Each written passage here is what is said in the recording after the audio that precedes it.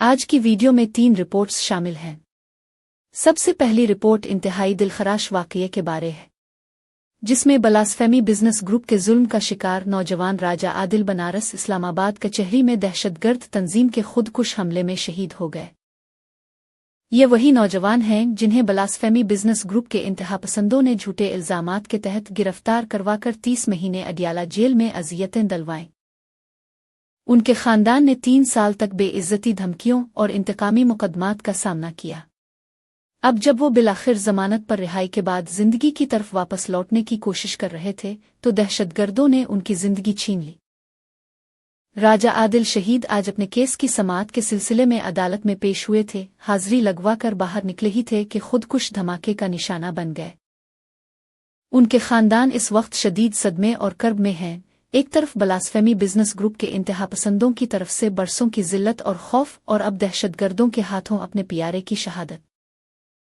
अल्लाह पाक राजा आदिल शहीद और उनके साथ पेशी पर आए उनकी मामो शहीद को अपने जवान रहमत में बुलंद मकाम अता फरमाए और उनके अहले खाना को सब्र जमील दे, आमीन। शहीद आदिल राजा की नमाज जनाजा उनके आबाई इलाका में अदा कर दी गई। अल्लाह पाक सुगवार खानदान को सब्र अता फरमाए जो एक जालिम के चुंगल से निकलने के बाद दूसरे जालिम के हाथों तबाह हुआ। अना लिल्लाह वाना इलैहि राजिऊन।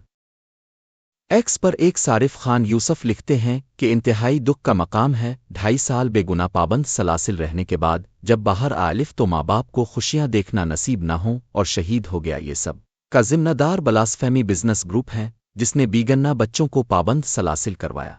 ब्लास्फेमी बिजनेस गैंग से मुताल्लिक एक और खबर भी पेश करते हैं, जिसके मुताबिक FIA के साइबर क्राइम विंग के डिप्टी डायरेक्टर सलमान अवान पर भी करप्शन का मुकदमा हो गया है। उन साहिब ने भी जस्टिस एजाज इसहाक की अदालत में खड़ा होकर ब्लास्फेमी बिजनेस ग्रुप के हक में बारीक वारदात डालने की कोशिश की थी। Why would you not use your Pakistani numbers ongoing? And then this is not right. Similar incident And therefore, officer, this is something which should have taken a thorough probe by you. یہ 22 میں تھا سر I think یہ 22 کا ہے اور I was posted in Pindi station in 23 January 23 to may be میرے سے پہلے یہ سمسیز جو میرے سے پہلے آفیسر تھے انہوں نے کی تھی۔ ابھی آپ نے مجھے کہا ہے کہ سر میرے سرنڈر کی بات پہ وہ کہہ رہے ہیں کہ جو سرنڈر کی بات کر رہا ہوں، میں نے جو موبائل سرنڈر کیا تھا یہ 2022 میں ہوا ہے سر۔ nothing. And why would you not use your Pakistani numbers ongoing? अगली रिपोर्ट से पहले हम अब से हुसैन हक्कानी साहिब का एक ट्वीट शेयर करते हैं। वो लिखते हैं कि मुकर आलमी अखबार फिनेंशियल टाइम्स ने अपने इदारिया में तंबीह की है कि फील्ड मार्शल आसिम मुनीर के रवैया और पॉलिसियों के नतीजा में पाकिस्तान का हाल मिस्र जैसा हो सकता है, जहां फौज की बालादस्ती तो है मगर मईशत और मुआशरा जमूद का शिकार हो गया है।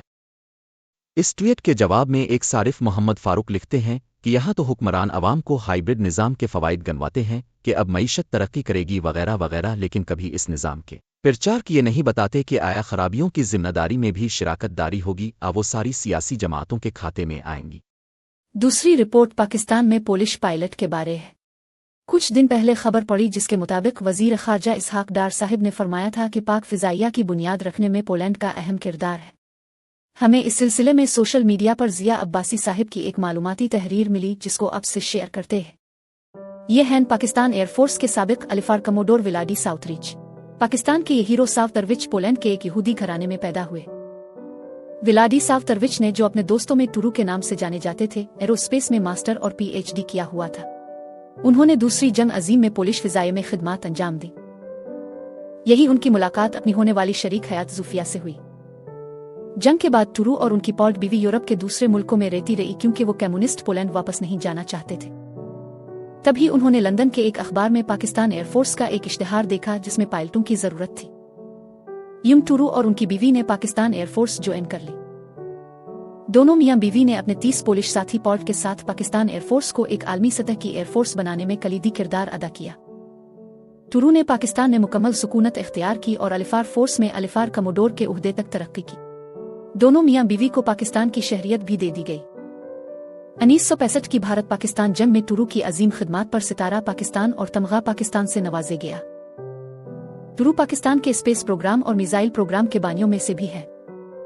टुरू 1980 में और उनकी बीवी जुफिया 2012 में कराची में इंतकाल कर गईं। दोनों ने कराची ही को अपनी आखिरी आरामगाह बनाया और यही मदफून है। जीम की आखिरी रिपोर्ट पेश करने से पहले सोशल मीडिया से एक खबर शेयर करते हैं। सोशल मीडिया पर डॉक्टर निबा की नई वीडियो ज़ेरे बहस है, जिसमें वो अपनी ही साबिका बातों की नफ़ी करती नजर आती है। उनके निकाह की अदायगी मौलाना तारिक जमील ने की, जिसमें उनके दुल्हन के करीब बैठने और निकाह की दुआ के दौरान दुल्हे के मोबाइल इस्तेमाल पर भी तनकीद हुई। इस तनकीद के बाद मौलाना तारिक जमील के बेटे ने वालिद का दिफा किया। वो बिल्कुल साथ नहीं बैठना चाहिए, बिल्कुल मुनासिब नहीं है, ये शरन इसकी कोई गुंजाइश नहीं है। लेकिन इसके अंदर अब आप देखेंगे वो बच्चियां हैं या वो ख़वातीन हैं जो मौलाना उनके लिए एक बुजुर्ग की मानिंद है। कोई नौजवान एक बिल्कुल 30 साल की उम्र में नहीं मौलाना, और उस उम्र में वो कोई ख्वाहिश की उम्र में नहीं है कि साथ बैठकर निकाह पढ़ाएं किसी का। तो इस चीज़ को भी हमें मद्देनजर रखना चाहिए कि जो लोग जिनका निकाह पढ़ाया जा रहा है वो उनकी बच्चियों की उम्र की हैं, बेटियों की उम्र की हैं, क्योंकि ये गलत है। देखिए, मैं खुद शरीयत वालों के साथ मुंसलिक हूँ, जिससे कि लाइन का मैं भी बंदा हूँ, तो मैं कभी भी जो चीज़ शरीयत के खिलाफ है उसको जस्टिफाई नहीं कर सकता। मौलाना साहब ने एक निकाह पढ़ाया जो कि इस वक्त बहुत ज़्यादा ज़ेर बहस है, और उसमें मौलाना साहब की ज़ात के ऊपर काफ़ी क्रिटिसिज्म किया जा रहा है, तनकीद की जा रही है। आखिरी रिपोर्ट नसीबो लाल साहिबा के बारे है, वो सुने।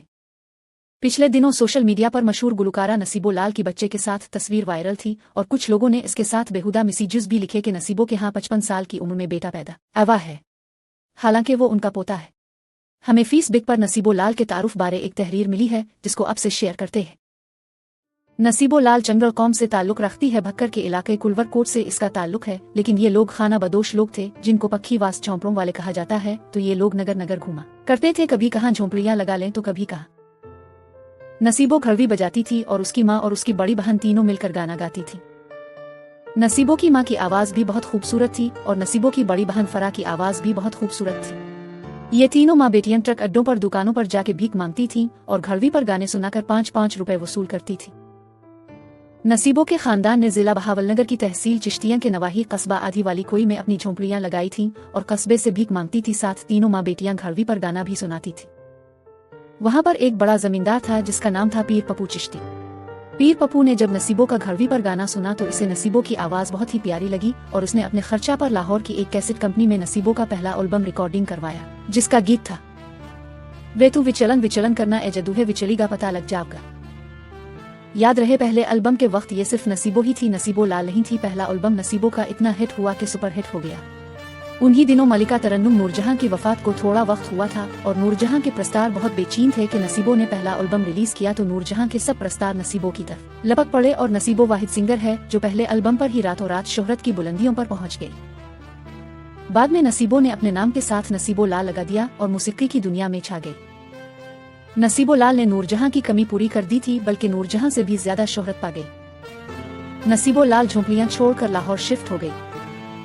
नसीबो ने अपनी मां को भी सिंगर बनाना चाहा, मगर उसने माजरत कर ली कि मेरी अब उम्र ढल गई है, अपनी बहन को सिंगर बना दे। नसीबो लाल ने अपनी बहन फरा को भी सिंगर बना दिया, जो फरा लाल के नाम से मशहूर हुई, लेकिन वो मियांवाली के सराय की गाने गाती है। 2006 तक नसीबो लाल ने बहुत गमगीन और अच्छे गाने गाए। बाद में लाहौर के एक बदमाश गुज्जर ने गिन पॉइंट पर नसीबो लाल को हरासा किया, डराया धमकाया और जान से मारने की धमकी दी और अपना मुतालबा मनवाया, जो कि पंजाबी फिल्मों में गैर इखलाकी गाने थे।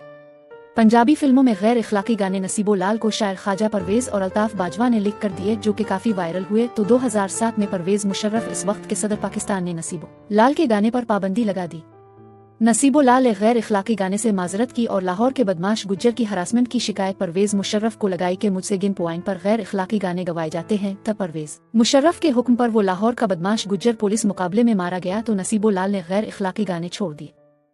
नसीबो ने कई नामवर सिंगर्स के साथ डेविड सॉन्ग गाए, जो मकबूलियत की नई बुलंदियों तक पहुंचे। अकरम राही के साथ उनके कई डेविड सॉन्ग्स नाजरीन ने बेहद पसंद किए गए। नसीबो लाल ने न सिर्फ पंजाबी बल्कि 3-4 बेहतरीन सराय की एल्बम्स भी रिलीज की, जिन्होंने उन्हें हर दिल अजीज बना दिया। नसीबो लाल की शादी एक बलोच शख्स से हुई और उनका सिर्फ एक बेटा है। गुज़िश्ता साल पुरानी चिश्तिया में पीर पप्पू चिश्ती के इंतकाल पर नसीबो लाल खुसूसी तौर पर लाहौर से उनके जनाजे में शरीक हुई। पीर पप्पू ही नसीबो लाल की कामयाबी का असल सबब थे। कभी घड़वी बजाकर भीख मांगने वाली खाना बदोश नसीबो को एक सुपरस्टार बनाने में पीर पप्पू की शफकत और रहनुमाई का बड़ा हाथ था। आज नसीबो जो कुछ भी है वो सब पीर पप्पू चिश्ती की वजह से है। चंद दिन कबल नसीबो लाल की अस्पताल में गाते हुए वीडियो वायरल हुई, जिसमें वो एक नन्हा बच्चा उठाए दिखाई दी।